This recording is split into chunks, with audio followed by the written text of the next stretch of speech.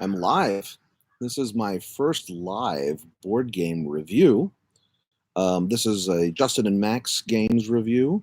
Max is now off at the zoo, off at the aquarium. I know our channel is still called Justin and Max, but it seems sometimes it's just Justin. And of course, my lovely wife Erica, who I play with all of the time, a lot of games, but she's just not right here right now. Nor does she want to be on the video.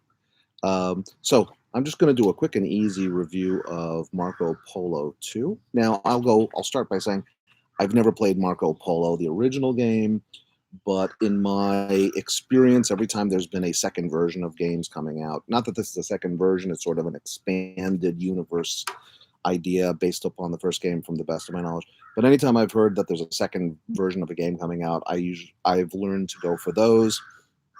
You could hear our birds in our area.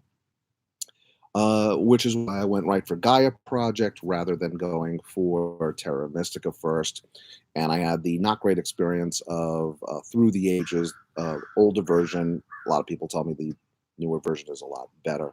Nonetheless, so Marco Polo 2. This is a two-player review. Does it work for two players? Absolutely.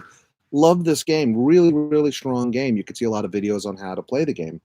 But the one thing, and I'm going to put this right out there right now, the one thing I hated in the game, hate is a strong word, the one thing I found not so engaging in the game were the characters.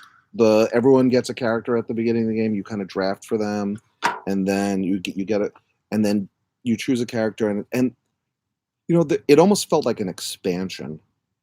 I know the original Marco Polo, that's one of the big hooks for it, is having these other characters, and then you are a character during the game. I don't know if those characters are more balanced or more interesting. These are so widely different.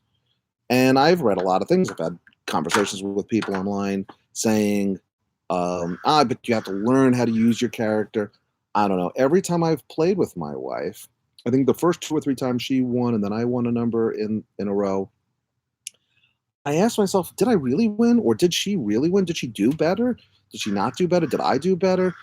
Or was it just the character was just so strong, and what happened at the moment kind of helped you out? I mean, I used a character where I didn't have to pay any camels or coins to move around the board, and it restricted which spaces you could use in a certain. I mean, I was all over the place, and I wasn't spending anything. This last game I played the twins, I think they're called, and I had guys going in different directions, and I was all over the board. The game where she was the Jade, where she got points for Jade, and anything that happened to do with Jade, she just ran me over. And another game where I played the character where you go over an oasis, you get something. I mean, there's not like a million oases.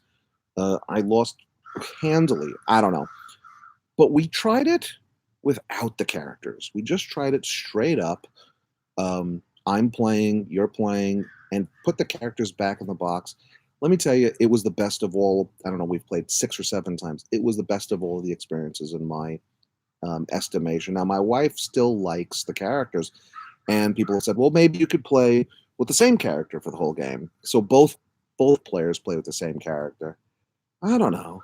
There was one character where every time you rolled a die, you got something, and that seemed really like, oh, just anytime you get a die.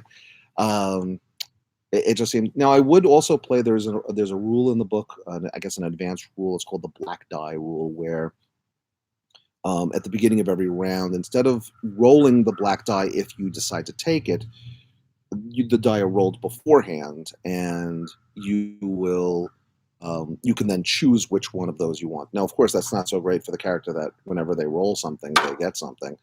But we did play with that, and it made you think a little bit more. The board is beautiful. The idea of scoring a contract so that you can get some stuff that maybe helps you score that next contract or maybe helps you move, that idea of turnover and getting better as it goes along was a great idea in the game. Marco Polo, does it work well with 2 players? Yes, it does. Would I leave the characters in the box? Yes. I'm not interested in the characters. Another great game, another heavy Euro thinking, where am I going to place the die? Psychological is my opponent going to place a die somewhere before me? All of that stuff is really good. So I'm going to give it around an 8 at this juncture. I think there's good replayability.